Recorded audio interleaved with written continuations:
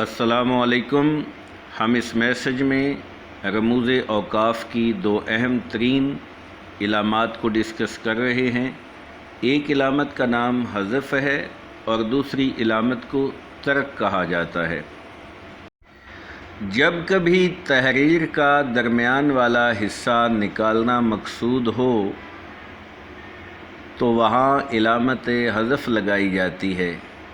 हज़फ़ के मानी ही यही हैं कि किसी तहरीर के दरमियान वाले हिस्से को निकालना या खा जाना।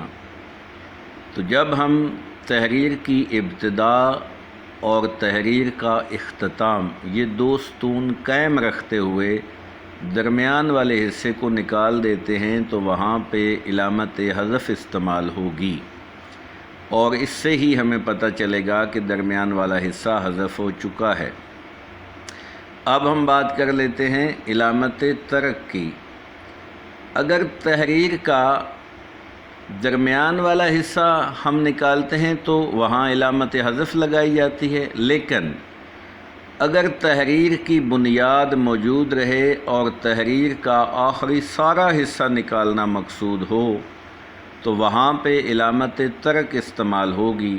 जैसे हम सूरह अल-हम्द शरीफ लिखेंगे तो हम लिखेंगे अलहम्दु लिल्लाह, तो इसके बाद अगर हम इलामत तर्क लगा देते हैं तो इससे मुराद ये है कि तमाम की तमाम जो बकिया सूरत है वो भी इसके साथ मौजूद है।